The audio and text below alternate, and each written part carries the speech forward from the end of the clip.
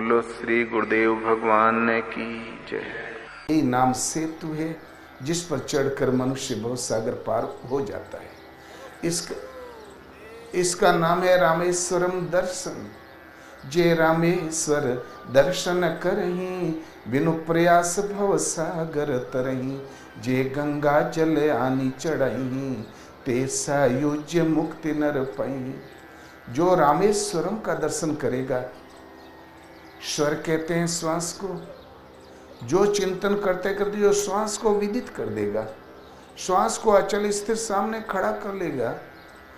आश्वास आई तो ओम, गई तो ओम, दूसरा संकल्प विकल्प ने अंदर से अभ्युदय हो और नहीं वायुमंडल के संकल्प अंदर प्रवेश कर पाते हो। स्वर का निरोध स्वर दर्शन। इस निरोध के साथ ही जो आड़ में छिपी सत्ता है उसी का नाम है राम। जिसने वो दर्शन कर लिया, बस प्रयास खत्म, साधना हो गई पूरी। बिनु प्रयास भव सागर तरही।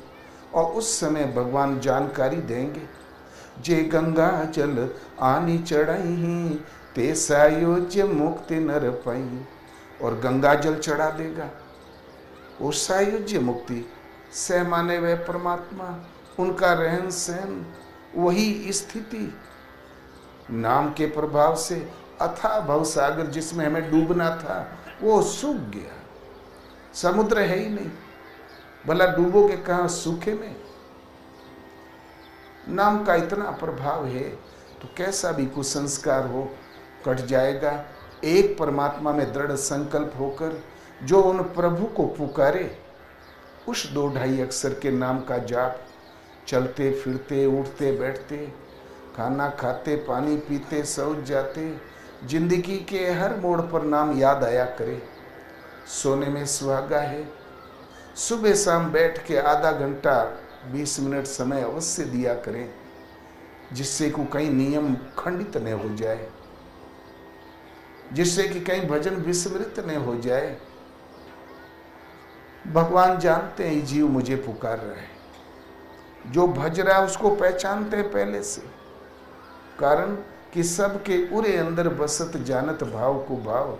सबके हृदय के अंतराल में बैठे, उनको वैकुंठ से भाग के नहीं आना पड़ता, अंदर बैठे वो भाव और कुभाव को जानते हैं। हम संकल्प बाद में करते हो, पहले जानते हैं। जहाँ श्रद्धा से डोरी लगी तो भगवान तुरंत पकड़ के कहेंगे, जानते हैं कि इस पुत्र को क्या चाहिए, देंगे, भविष्य में क्या चाहिए मिलेगा।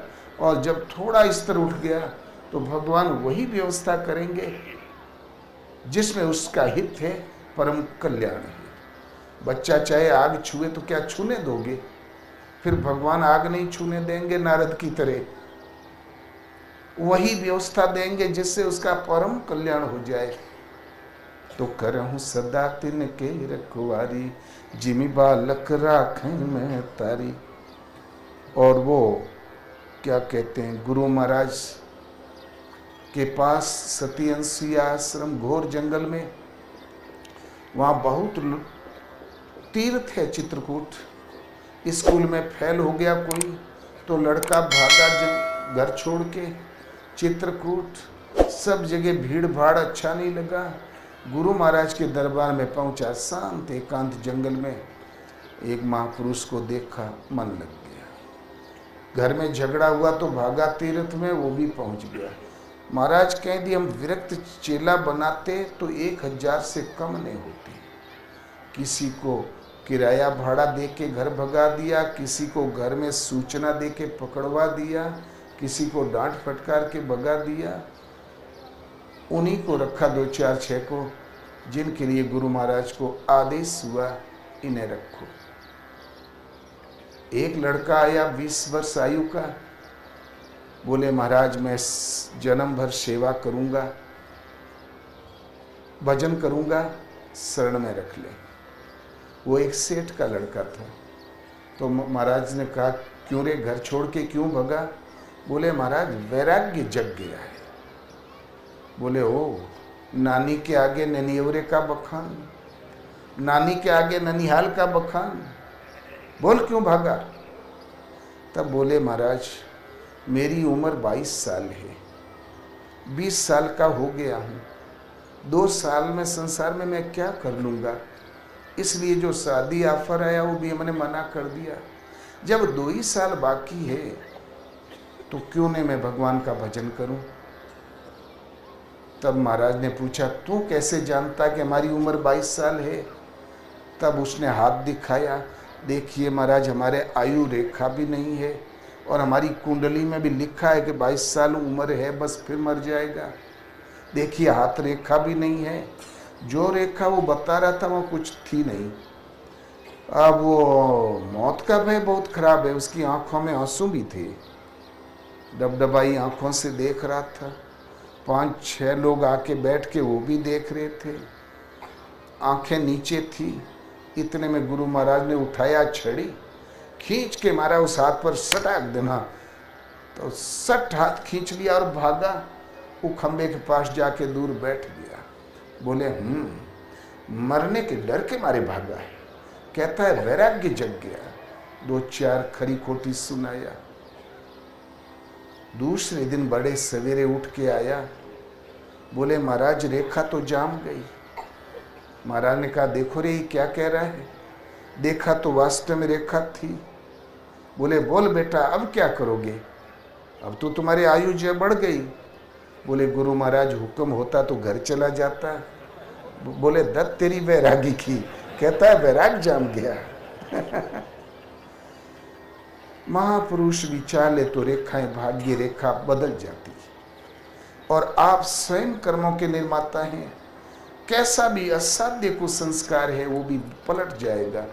केवल एक प्रभु में दृढ़ संकल्प होकर उनको जो पुकारे, ऐसा कोई बहुत बड़ा नाम नहीं। ओम ह्लीं क्लीं चामुंडा, ओम भूर्भुवः स्वः, ये तो प्रार्थनाएं हैं, ये तो अनुनय विनय है। मंत्र परम लघु जासु बस, विधि हरिहर सुर सर्व। मंत्र बहुत छोटा, बहुत लघु। राम अथवा ओम, वैदिक ऋषि ओम का जाप करते थे। भगवान कृष्ण ने गीता में कहा, अर्जुन ओम का जाप कर, मेरे स्वरूप का ध्यान धर। ओमेति काक्षरम व्याहरण माम नुस्मरन् यह प्रियाति तजन देहम शयाति प्रमाम गति। ओम अक्षय ब्रह्म का परिचायक है।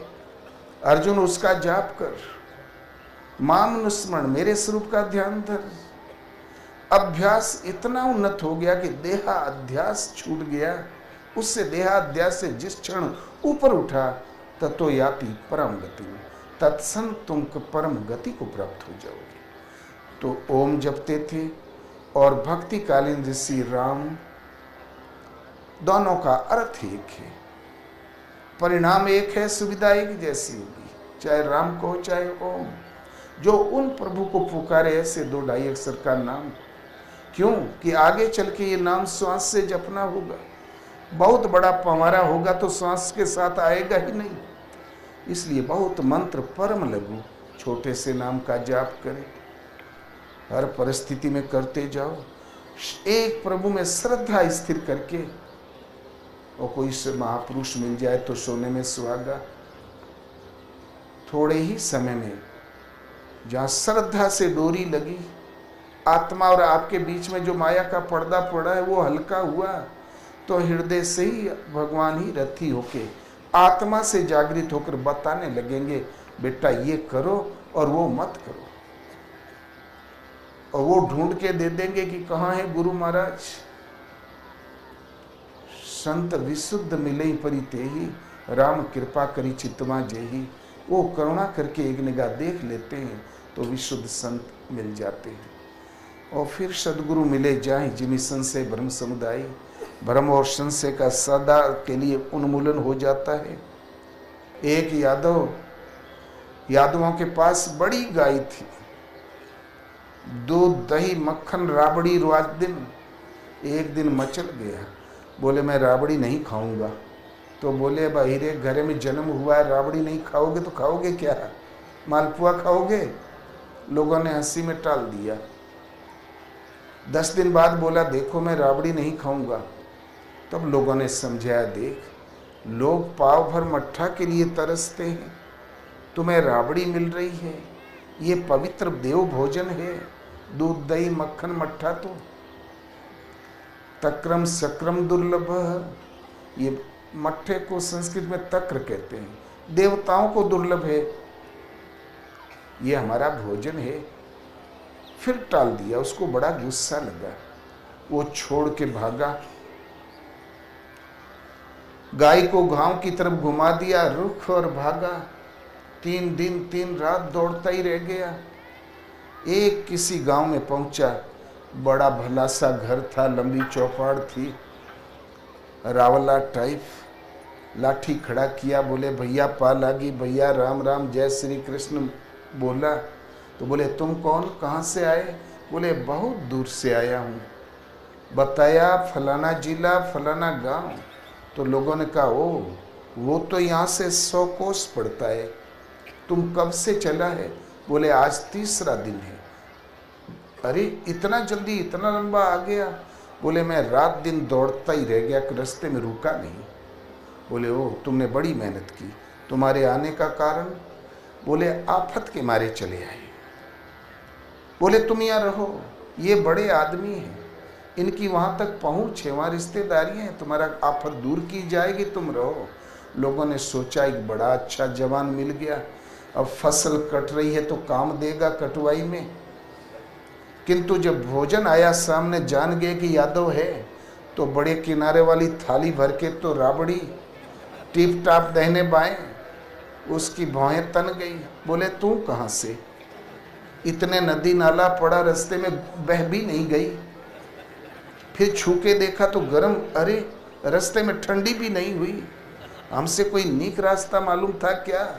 लगा भुनभुनाने, तब लोगों ने देखा ये तो फिर सनक गया। बोले क्या बुदबुदा रहे हो, ये बड़े आदमी हैं, उनकी वहाँ पहुँच है, तुम्हारी आफत दूर की जाएगी। तब वो बोला आफत तो सबको चीरते फाड़ते आके थाली में बैठ गई। बहुत बड़े आदमी पराक्रमी होते तो वहीं रोक लेते हो। तो बोले ओ ये खाली राबड़ी के भय से भागा है। अच्छा आज से तुमको राबड़ी नहीं मिलेगी। बोले मिलेगी क्यों नहीं? जब हमारा पाँव सूंघते सूंघते यहाँ चली आई तब मिलेगी क्यों नहीं? जब वो यहाँ है तब क्यों नहीं मिलेगी? जब यही तकदीर में लिखा हूँ तो मैं जाता हूँ अपने घर। फिर लोटा लाठी उठाया, घर पहुँच गया। कर्म कमंडल कर गए, तुलसी जहाँ लगी जाए, सरिता सागर कूप जल, बूंदन अधिक सम।